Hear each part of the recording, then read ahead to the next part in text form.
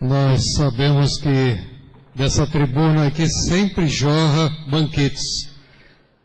Infelizmente hoje vocês vão ter arroz com feijão. Mas temos muito carinho de estar aqui e queremos deixar um beijo no coração de cada um com muito afeto.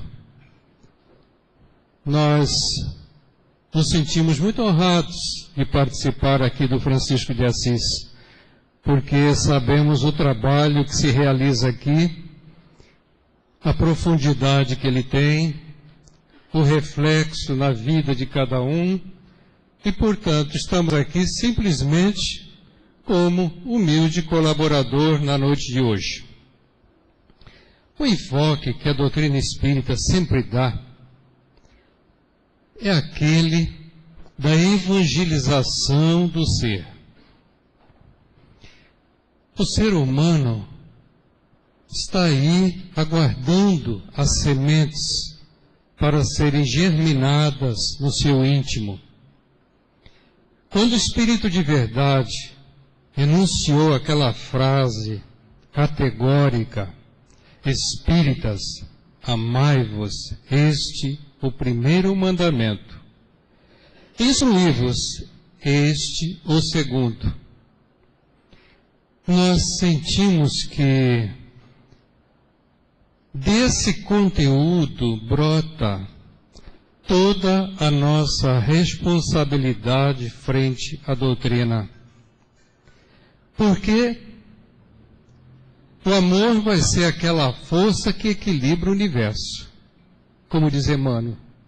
Então, se nós não estivermos unidos pelo amor, se não estivermos integrados num trabalho de instrução, de reformulação de hábitos, e para isto tudo torna-se bastante difícil, porque é uma sobrecarga muito grande. A nossa humanidade está atravessando uma fase de muito materialismo, muito consumismo. Ela é altamente estimulada para isto.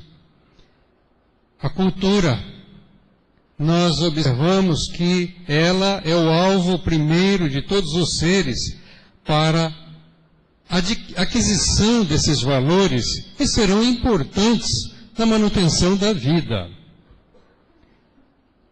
Mas sobra, de um lado, o amor que fica faltando.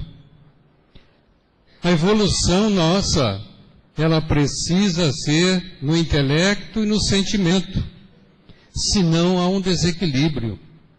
E hoje nós fazemos uma observação ampla na humanidade, vislumbrando o quanto ela tem sofrido reveses que a despertem. Na particularidade de cada um, nós temos os nossos problemas. Nós recebemos a dose de dor que cada um necessita para alertar que estamos fora do caminho, que precisamos nos reingressar nessa caminhada evolutiva, importante para todos nós. Quando encontramos lá, no Livro dos Espíritos, a perguntinha de Kardec sobre a caridade, e a resposta dos Espíritos foi sobre benevolência para com todos. Em primeiro lugar, benevolência. Nós vimos o amor como sendo o primeiro mandamento. E lá no Livro dos Espíritos vem lá a benevolência. Porque a benevolência, ela se estende nas nossas atitudezinhas pequenas, dentro do lar, lá no serviço, em todas as nossas atividades. Nós podemos demonstrar essa atitude de benevolência, entendendo as criaturas, sendo solícito com elas, dando a nossa parcela de colaboração, porque é através disto que nós também somos valorizados. Se a gente quer levantar a sua autoestima, procure ser benevolente. Procure dar de si um tanto mais, colocando amor em cada atitude. Mas fala também da indulgência, que nós precisamos ser indulgentes com as imperfeições dos outros. É uma das coisas mais difíceis para nós. Porque quando nos defrontamos com pessoas que têm comportamentos diversos dos nossos, que têm atitudes condenáveis, anti-evangélicas, fica difícil para nós aceitá-las como elas são. Porque na realidade, nós queremos sempre projetar a nossa personalidade sobre os demais. Nós nos achamos mais perfeitos, nós achamos que estamos com a razão e, por isso, nós queremos projetar o nosso ponto de vista sobre os demais. E essa atitude nos torna, muitas vezes, intolerantes. E a indulgência vai consistir nisso. Você conviver, às vezes, com uma criatura que pensa totalmente diferente de você, aceitando-a como ela é. Nos lares, quantos lares desajustados em função exatamente da falta da indulgência, porque nós queremos que o consorte comporte-se de acordo com a nossa opinião. E são duas criaturas diferentes, com educações diferentes, sexos diferentes, mentalidades diferentes, emoções diferentes, e faz com que essa relação se torne mais difícil. Portanto, ser indulgente com a esposa, ser indulgente com o marido, já é um grande princípio para nós nos integrarmos nesse campo da caridade tão enaltecido pela nossa doutrina espírita. Nós observamos também nas nossas atividades com os companheiros, com os nossos confrades, com as nossas confreiras, no movimento assistencial ou dentro mesmo da casa espírita, pontos de vista totalmente diversos, muitas vezes desestruturando a organização pela diversidade de opiniões e pela intolerância que temos uns com os outros. É claro que nós temos uma linha mestra, nós temos uma conduta direcionada por Kardec, e nela nós temos que nos pautar. Porém, os caminhos que nos levam a esse direcionamento podem ser variados. E é isto que dificulta a relação humana. Muitas vezes nós temos observado casas espíritas que se dissolvem pela incompatibilidade dos seus dirigentes. Falam também os espíritos sobre o perdão. O perdão incondicional. Ora, o nosso orgulho, ele é muito forte. E por isso mesmo, quando nos magoam, que nós nos sentimos injustiçados, não merecendo aquele tipo de agressividade, dificilmente nós perdoamos. Dificilmente nós aceitamos aquela atitude do outro que está ali nos cutucando com vara curta, porque é a forma também de testar a nossa paciência, a nossa tolerância e o nosso perdão. Então, esses três conteúdos que os Espíritos jogaram para nós, benevolência, indulgência e perdão, são aqueles valores que devem nortear nossas vidas.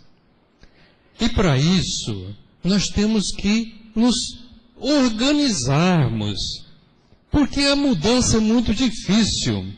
Eu lido bastante, tenho lidado bastante com alcoólicos, com adictos, e é um trabalho bastante difícil, nós conhecemos o trabalho que se realiza aqui também, porque por mais força que as pessoas façam, elas vão progredindo,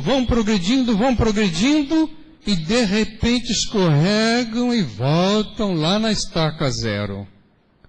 Mas nós não temos nem o direito de condená-los, de criticá-los, de julgá-los. Por quê? Porque se não temos aqueles vícios, temos outros defeitos morais, muito graves até, para os quais nós temos que voltar a atenção. Porque se o objetivo é evangelizar o ser humano, o trabalho vai ser um trabalho paulatino.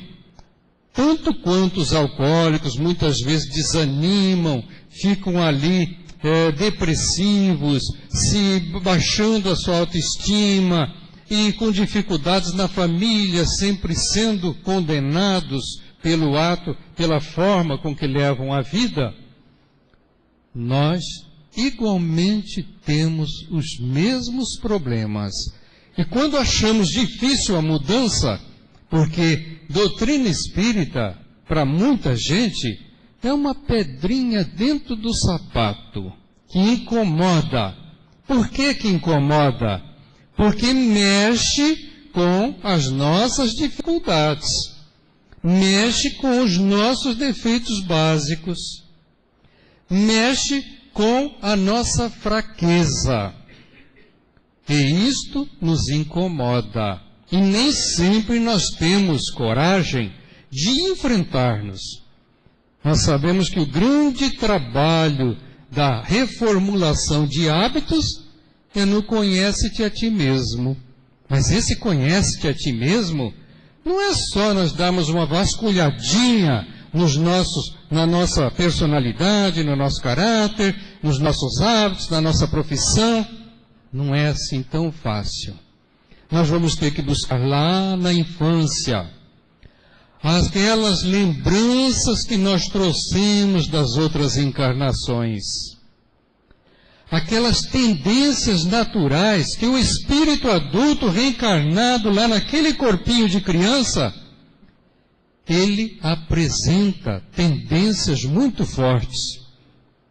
Então precisamos de voltar lá na infância para dar uma reanalisada. O que nós trouxemos de vidas anteriores? Quais as nossas piores tendências? Que são muito claras. Se nós observarmos bem, na infância nós temos muitas lembranças, na adolescência também. Nós recapitulamos sequências de vidas, de várias vidas. Basta que nós observemos detalhadamente os períodos da nossa existência em que nós tivemos lembranças mais fortes de países, de situações, de comportamentos que foram altamente perniciosos, muitas vezes, para a nossa formação. E que hoje trazemos como uma carga no nosso espírito. Precisamos também analisar a relação nossa com os demais seres. Que vem lá na juventude, quando o jovem começa a se autoafirmar, que ele precisa de se relacionar com outros jovens, entra em competição. Isto é muito forte em nós porque vai apresentar características da nossa personalidade que está ali em exposição, eclodindo para a vida. E posteriormente, nós vamos ver a nossa relação na vida profissional, como é que ela é com relação aos estudos, com relação aos professores, com relação aos outros profissionais, e isto vai nos dar uma média do nosso comportamento em relação às demais pessoas. Isto tudo nós estamos falando para enfocar o conhece-te a ti mesmo. Mas vamos também buscar. Nós temos fundamentos também. A doutrina nos oferece um manancial incrível de conhecimentos da vida espiritual, das encarnações, e esse conhecimento faz com que nós analisemos com mais detalhe, mais profundidade, o nosso passado espiritual, que traz para o nosso presente o comportamento que cada um de nós reflete através do seu caráter. Vícios, defeitos morais, trazemos grandes. Então, o trabalho da reforma interior, que nós estamos sempre divulgando, porque construir esse homem novo é aquela tese da doutrina, se reconhece o verdadeiro espírita pela sua transformação moral e pelo esforço que ele faz para combater suas más tendências. Isso nos obriga a tomar decisões muito sérias. E as casas espíritas têm normalmente cursos, formação, estudos sobre reforma, trabalhos conjuntos para nos induzir a conviver com as criaturas, trabalhos assistenciais, trabalhos espirituais, trabalho de desobsessão, que fazem com que nós nos coloquemos em contato com os demais. Mas combater nossos defeitos, se nós não tivermos uma programação paulatina, porque de repente a gente começa a observar, puxa, mas o meu orgulho eu não consigo combater, a minha vaidade ela é muito grande. Se eu não estiver bem posto, se eu não estiver numa posição de destaque, se eu não estiver me revelando na minha profissão, não me faz bem. Então o orgulho está lá impregnado dentro do nosso espírito. E para combatê-lo, não vai ser muito fácil. E para que a gente não se desanime, não se desestimule, não desista da luta, nós temos que programar. Como nós fazemos lá com os alcoólicos, é só por hoje. Eu vou observar o meu comportamento só nesse dia. Deixa eu ver como é que eu sou. Eu posso pensar no meu amanhecer. Eu posso ter um momento de prece, um momento de reflexão, alguma coisa que me dê mais força para vencer aquela minha inferioridade. Mas eu vou ficar vigilante durante o meu dia, observando o meu comportamento no trânsito, no trabalho, no lar, nas diversas facetas da nossa vivência. Porque é essa cuidade visual que nós vamos ter para conosco mesmo, pesquisando os nossos atos, a sequência dos nossos atos, que vamos nos tornar mais vigilantes, mais equilibrados, mais ponderados na nossa ação. Maledicência, por exemplo, é algo que nos cutuca a cada instante. Você para uma rodinha para conversar, está se falando da política, do futebol, está se falando de alguém que passa, de um escândalo que houve na cidade, ou de um escândalo qualquer no campo da política, e nós logo entramos no campo da maledicência, condenando, julgando e etc. e tal. Policiar essas atitudes do dia a dia são bastante difíceis. Então, se nós não tivermos aí um delineamento que faça, primeiro, com que nós estudemos, o instruir-vos está aí, estudemos esses defeitos. Vamos estudar o que é egoísmo, o que é vaidade, o que é orgulho, o que é maledicência, o que é intolerância, o que é falta de indulgência. Enfim, as variantes todas dos defeitos da nossa personalidade. Porque se às vezes não imaginamos que temos aquele defeito, ou nós distorcemos, Eu me lembro quando era jovem, eu fui a um psicólogo bater um papo. Jovem, cheio de problemas, cheio de complicações, né? Então a primeira coisa que eu falei para ele é que eu tinha muito orgulho, praticamente orgulho de ser orgulhoso, né? Que seria o máximo, né? E ele virou-se para mim e falou assim, mas o orgulho é a defesa dos fracos. Então, já me podou de cara, mostrando uma realidade para mim, uma inversão total de valores. Porque às vezes a gente acha que é muito importante ser vaidoso. É muito importante ser egoísta, pensar em si. Egoísmo é uma fonte terrível de todos os males, porque o egoísmo é o amor voltado para nós próprios. Vejam bem, esse sentimento que deve ser a exteriorização de tudo que está no nosso íntimo, que deve mostrar bondade em cada atitude, benevolência em cada ato, indulgência para com todos, perdão. Nós direcionamos esse sentimento para nós e nos voltamos num campo do egoísmo. E, às vezes, nós nem sabemos que isto é defeito, ou que ele está sendo pernicioso para nós. Ora, quando nós vemos essa bandeira da doutrina, fora da caridade não há salvação, a gente acha bonito falar, a gente põe nos templos, põe em todas as situações, porque ela é realmente forte.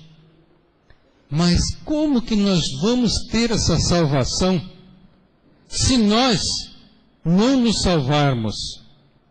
Porque a atitude mais comodista é aquela de pensar, alguém vem nos salvar, alguém vem perdoar nossos pecados, alguém vem nos libertar do umbral, vai nos tirar do vale dos suicidas, esperando sempre que uma ajuda venha para nós, sem o nosso esforço.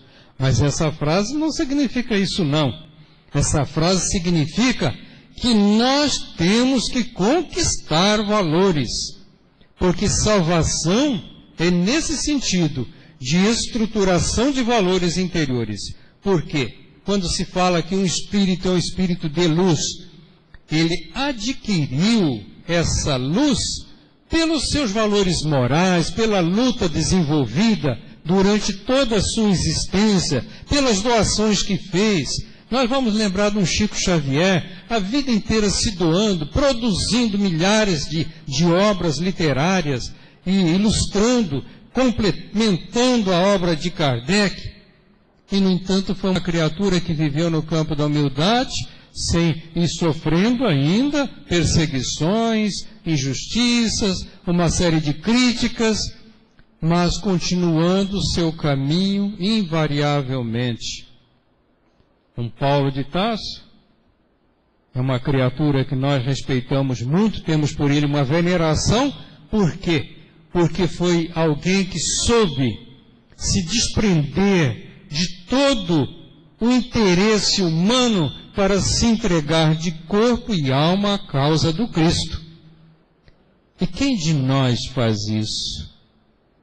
Então, salvação é a iluminação do Espírito, é a redenção do Espírito, é a subida espiritual, é a ascensão que nós galgamos passo a passo pelo nosso esforço, combatendo o nosso íntimo, freando nossos impulsos inferiores, mas ao mesmo tempo desenvolvendo atitudes no campo do bem, que é o que a doutrina nos estimula todos os dias, nos colocando frente aos necessitados, levando até aqueles que precisam um pouquinho do ensinamento, um pouquinho do apoio, um pouquinho do medicamento, um pouquinho da palavra, alguma coisa que colabore para o crescimento dessas criaturas.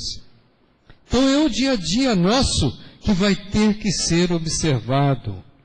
Não adianta nós falarmos aqui em reforma íntima, como se nós decidíssemos hoje trocar de roupa uma roupa bonita e já estamos com um aspecto bom.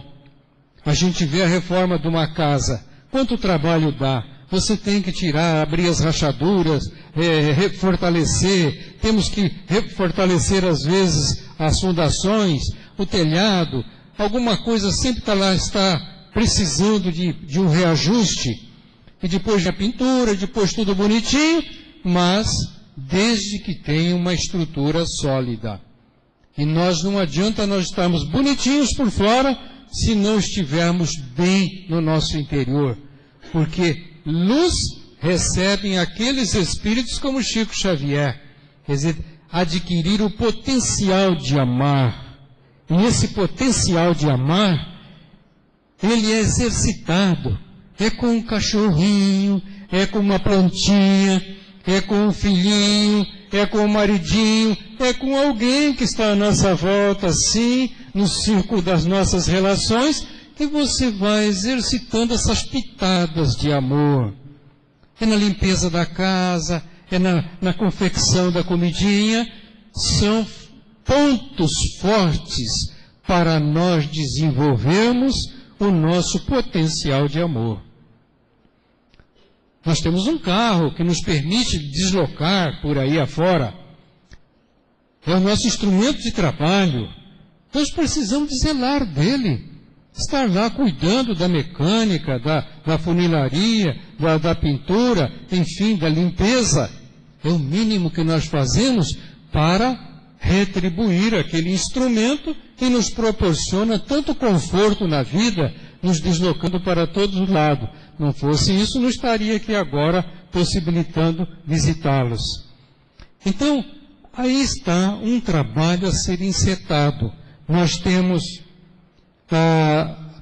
que pensar nos detalhes da vida, esses detalhes pequeninos que deixamos para trás, que passam despercebidos, que nós não sentimos que eles sejam importantes, mas eles são muito importantes. Quando nós vamos fazer uma visitinha lá para o enfermo, em que nós levamos o nosso carinho, às vezes poucas palavras, mas a presença, o aconchego, a nossa vibração, às vezes o passe amigo, isto reergue a criatura, dando a ela suporte para que ela atravesse a sua prova de forma mais tranquila, mais equilibrada, tenha mais resignação naquela dor. É o exercício da caridade. Esse é o exercício do amor. E nós vamos levar isto para as criaturas. Esses dias nós tivemos, me desculpe, eu acho assim até um pouco ostensivo falar de viagens para o exterior e tal, mas nós ganhamos uma viagem e fomos até Portugal. E lá nós visitamos casas espíritas e tal, convivemos 10 dias com nossos companheiros de lá. E por mais que a gente falasse ou expusesse qualquer coisa, tinha lá Zé Raul, tinha a Divaldo, tinha lá o Nestor, elementos de cúpula que estão lá fazendo seminários, levam palestras brilhantes. Mas o convívio com as pessoas faz com que elas observem as nossas pequenas atitudes. E são estas atitudes que vão refletir mais do que as nossas palavras bonitas que poderão impressionar muito nas tribunas. Porque vai ser lá, na vida comum de relação que nós temos com os nossos companheiros, que eles vão analisar se aquilo que nós falamos e divulgamos é coerente com a nossa atitude. Felizmente fizemos boas amizades, estão aí se comunicando conosco, agradecendo e tal a nossa ida lá, mas nós sabemos que o mais importante foi selar estas amizades num campo fraterno, amigo, permutando a nossa experiência, não é querendo implantar nada, como nós não estamos aqui implantando nada, estamos falando coisas que vocês estão ouvindo diuturnamente, lendo e aprendendo no dia a dia do movimento espírita. Então, não temos nada de novidade. Nós podemos dizer que se nós formularmos para nós um esquema bem preciso, bem objetivo, bem sério, de mudança a longo prazo, porque não conseguimos fazer essas mudanças a curto prazo, mas elas serão mais efetivas, mais eficientes, e nós vamos, quando chegar ao encerrar a nossa encarnação, nós vamos ver que demos alguns passos nessa caminhada. Porque o Espiritismo é uma grande faculdade que ensina-nos das mais variadas formas as mudanças. Para quê? Para que a humanidade melhore, para que ela se torne mais fraterna, para que ela se torne mais irmã, porque, por certo, vamos atravessar momentos ainda de grandes provas coletivas, como nós já temos visto aí nos tsunamis, nesses tufões, nesses terremotos que abalam, nessas guerras que abalam multidões. E a humanidade tem que estar preparada para suportar isso, porque senão nós vamos entrar em colapso.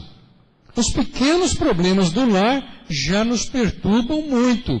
Quantas vezes uma enfermidade grave, uma perda do ente querido, uma perda financeira, faz com que a gente fique totalmente desequilibrado. Parte, às vezes, muitas vezes, para suicídio, porque não tem suporte para enfrentar. Então nós formamos uma massa que deverá levar esse esclarecimento, essa sustentação para esses sofrimentos coletivos que a humanidade deverá passar para o próprio benefício. Porque a dor continua sendo uma bênção. É ela que vai impulsionar-nos no caminho do bem, a retomada do caminho do bem. Não fosse isso, por certo, essa plateia não estaria toda aqui atenta à mensagem da noite. Porque já sofremos, ou espiritualmente, ou psicologicamente, ou fisicamente, ou financeiramente, problemas conosco ou com os nossos familiares, nossos entes queridos, que fazem com que nós paremos e vamos buscar um caminho para encontrar uma resposta para aquilo. E essa doutrina consoladora, ela é aquela que vem de encontro à nossa necessidade e vai nos trazer um estímulo, porque não só para a aceitação, mas como para a produção de coisas boas a benefício de todos nós. E para nós encerrarmos, nós gostaríamos de manter essa frase como reflexão para nós, porque já que o egoísmo é o pior dos nossos defeitos, isso aqui serve para nós como reflexão. Se o egoísta contemplasse a solidão que o aguarda, nunca se apartaria da prática infatigável da fraternidade e da cooperação. Que nós possamos levar essa frase conosco para que, combatendo o nosso egoísmo, nós vamos despertando o nosso altruísmo, que é exatamente a nossa capacidade de amar e de praticar a caridade. Muita paz a todos.